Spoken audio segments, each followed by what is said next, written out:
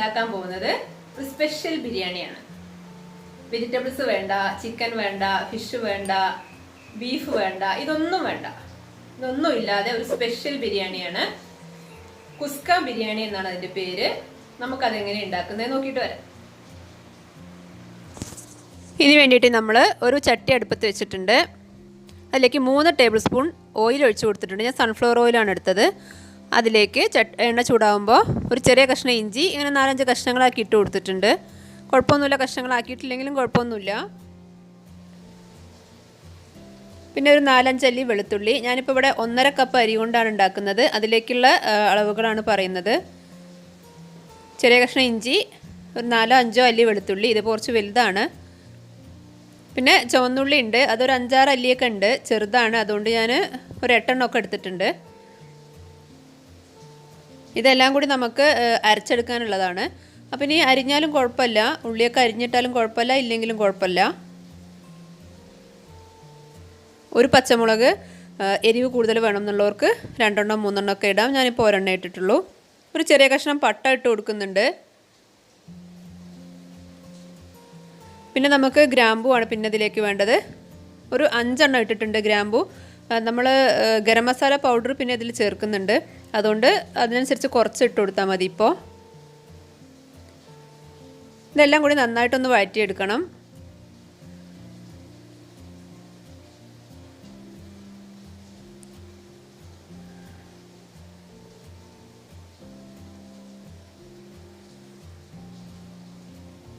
പച്ചമുളകൊക്കെ പിന്നെ നമ്മൾ എരിവിന് പിന്നെ നമ്മൾ മുളക് പൊടി ഇടുന്നുണ്ട്, അതുപോലെ കുരുമുളക് ഇടുന്നുണ്ട്. അതുകൊണ്ടാണ് ഞാൻ പച്ചമുളക് 1 ആക്കിയത്. ഇനി അതൊന്നും പോരാ എന്നുള്ളവർക്ക് വേണമെങ്കിൽ കൂടുതൽ ഇടാം. ഇപ്പോൾ ഇട്ട് കൊടുത്തത് പുതിനയാണ്. പുതിനയൊക്കെ വളരെ കുറച്ച് മതി, ഒരുപാടൊന്നും വേണമെന്നില്ല. പിന്നെ മല്ലിച്ചപ്പ് ഇട്ട് കൊടുത്തു.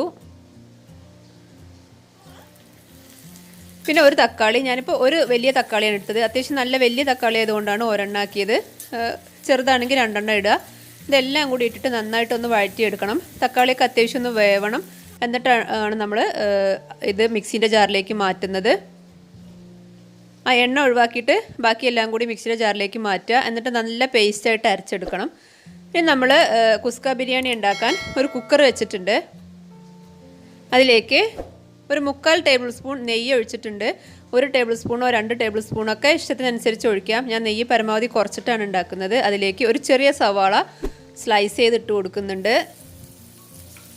എങ്ങനെയാലും കുഴപ്പമില്ല, ചെറുതായിട്ട് ചോപ്പ് ചെയ്യണമെന്നുണ്ടെങ്കിൽ അങ്ങനെ ചെയ്യാം. ഞാനിപ്പോൾ സാധാ പോലെ ബിരിയാണിക്കൊക്കെ ചെയ്യണ പോലെ തന്നെ സ്ലൈസ് ചെയ്തിട്ടാണ് ഇട്ട് കൊടുത്തത്. അതിലേക്ക് പാകത്തിന് ഉപ്പിട്ട് കൊടുത്തു. നമ്മൾ റൈസൊക്കെ ഇടുമ്പോൾ വീണ്ടും ഉപ്പ് ഇടേണ്ടി വരും. ഇപ്പോൾ ഒരു 1/2 ടീസ്പൂണേ ഇട്ടിട്ടുള്ളൂ. കുറവുണ്ടോ നോക്കിയിട്ട് നമുക്ക് പിന്നെ ഇടാം. പിന്നെ ഒരു 1/2 ടീസ്പൂൺ കുരുമുളക് ഇടുന്നുണ്ട്. കുരുമുളക് പൊടിയല്ല, കുരുമുളകാണ്. 1/2 ടീസ്പൂൺ മുളക് പൊടി, 1/4 ടീസ്പൂൺ മഞ്ഞൾപ്പൊടി. കുരുമുളക് പൊടി വേണമെങ്കിൽ ഇടാം, ഇവിടെ ഇപ്പോൾ അതാണുള്ളത്. 1/2 ടീസ്പൂൺ ഗരം മസാല പൊടി. ഈ ഗരം മസാല പൊടിക്ക് പകരം വേണമെന്നുണ്ടെങ്കിൽ ബിരിയാണി മസാല ഇടാം.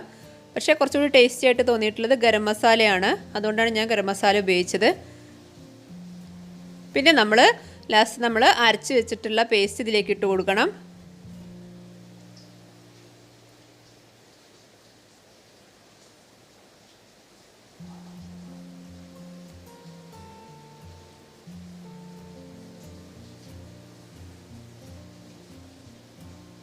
എന്നിട്ട് നന്നായിട്ടൊന്ന് വഴറ്റി കൊടുക്കുക. അതിലേക്ക് ഞാൻ ഉണക്കമുന്തിരി ഇടുന്നുണ്ട്. അണ്ടിപ്പരിപ്പൊക്കെ ഉള്ളവർക്ക് അതും ഇടാം. ഇതിങ്ങനെ ചോറിൻ്റെ ഇടയ്ക്ക് കടിക്കാൻ ഒരു ടേസ്റ്റാണ്, അതുകൊണ്ട് വെറുതെ ഇട്ട് കൊടുത്തതാണ്. പിന്നെ ഒരു ചെറുനാരങ്ങയുടെ പകുതി അതിലേക്ക് പിഴിഞ്ഞു കൊടുക്കുക. കുരു വീഴാതെ ശ്രദ്ധിക്കുക. അണ്ടിപ്പരിപ്പ് നെയ്യിൽ വറക്കൊന്നും വേണ്ട, ചോറിൻ്റെ ഇടയ്ക്ക് ഇങ്ങനെ കടിക്കാൻ കിട്ടാൻ വേണ്ടിയിട്ട് വെറുതെ ഇട്ട് കൊടുത്തതാണ്. ഇല്ലെങ്കിൽ ഒഴിവാക്കുകയും ചെയ്യാം, പ്രശ്നമൊന്നുമില്ല. പക്ഷേ ഒരു ടേസ്റ്റ് ആണല്ലോ, ഒരു മധുരം. അരി ഞാൻ 1.5 കപ്പ് കഴുകിയിട്ട് വെള്ളം വാർത്ത് വെച്ചിരുന്നതാണ്. ഇതിപ്പോൾ ജീരകശാല അരിയാണ്. ബസ്മതി അരി വേണമെങ്കിൽ ഉപയോഗിക്കാം, പക്ഷേ കുറച്ചുകൂടി ടേസ്റ്റി ആയിട്ട് തോന്നിയിട്ടുള്ളത് ബിരിയാണി അരി, ഇങ്ങനത്തെ അരിയാണ്. ജീരകശാല അല്ലെങ്കിൽ കൈമ അങ്ങനത്തെ ഏതെങ്കിലും അരി. ഇതിപ്പോൾ ജീരകശാല അരിയാണ്. കഴുകി നല്ലതായിട്ട് വെള്ളം വാർത്ത് വെച്ചിട്ടുള്ളതാണ്. ഒട്ടും വെള്ളം ഇല്ലാതെ വെച്ചിട്ടുള്ളതാണ്. കാരണം നമ്മൾ പിന്നെ വെള്ളം ഇതിലേക്ക് അളന്നാണ് ഒഴിക്കുക. അപ്പോൾ അരിയിലും കൂടി വെള്ളം ഉണ്ടായി കഴിഞ്ഞാൽ നമ്മുടെ വെള്ളത്തിൻ്റെ കണക്കൊക്കെ തെറ്റിപ്പോവും. അതുകൊണ്ട് വെള്ളം നന്നായിട്ട് വാർത്തിട്ട് അതും ഇതിലേക്ക് ഇടുക. ഇനി കുറച്ച് സമയം ഒന്നും ഇങ്ങോട്ട് ഇളക്കി കൊടുക്കണം. വെള്ളം ഒഴിക്കാതെ തന്നെ ഇതിലിട്ടിട്ട് ഈ അരി ഒന്ന് നന്നായിട്ട് ഇളക്കി കൊടുക്കുക.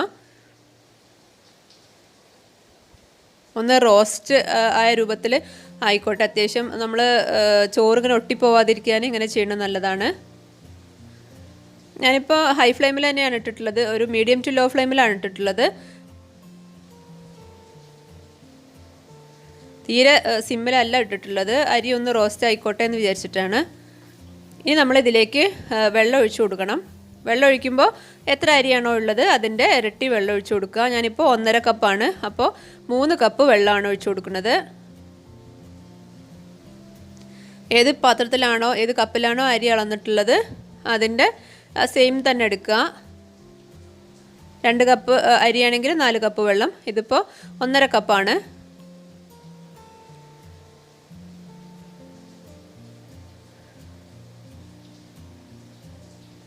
നമ്മൾ കുക്കറിൻ്റെ വെയിറ്റ് ഇടാതെയാണ് വെക്കുക. അത് പ്രത്യേകം ശ്രദ്ധിക്കണം. വെയിറ്റ് ഇട്ട് വെച്ച് കഴിഞ്ഞാൽ ചോറങ്ങ് വല്ലാതെ വെന്ത് കുഴഞ്ഞ് ഒരു ടേസ്റ്റ് കുറഞ്ഞു പോവും. ഇനി ഇതിൽ ഉപ്പ് നോക്കുക.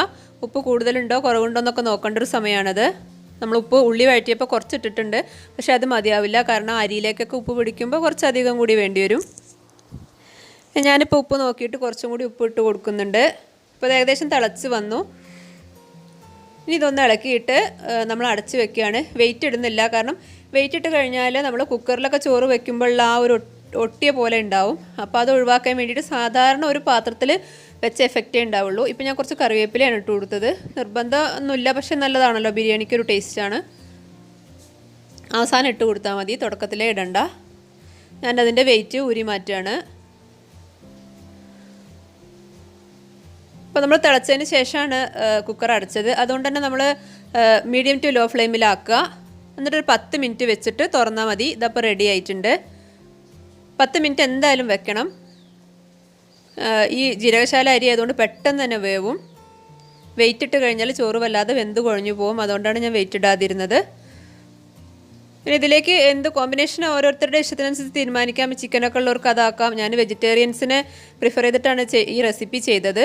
ഞാനിപ്പോൾ ഇതിലേക്ക് പപ്പടം, അതുപോലെ നമ്മുടെ ചമ്മന്തി, മലബാർ സ്പെഷ്യൽ ബിരിയാണിയുടെ ഒരു ചമ്മന്തി ഉണ്ടല്ലോ, പുതിന ചമ്മന്തിയാണ് ഉണ്ടാക്കിയത്. പപ്പടവും ചമ്മന്തി മാത്രമേ ഉണ്ടാക്കിയിട്ടുള്ളൂ. ഇനിയിപ്പോൾ ഓരോരുത്തരുടെ ഇഷ്ടത്തിനനുസരിച്ച് ചിക്കനോ ബീഫോ ഒക്കെ ഉള്ളവർക്ക് അത് ഉപയോഗിക്കാം. പക്ഷേ ഇത് ഇങ്ങനെയും ടേസ്റ്റാണ്. പക്ക വെജിറ്റേറിയൻ ആവണമെന്നുണ്ടെങ്കിൽ പിന്നെ നമ്മൾ ചിക്കനൊന്നും എടുക്കാതിരിക്കുകയാണല്ലോ നല്ലത്. ആവി പറക്കണ ബിരിയാണി റെഡിയായി.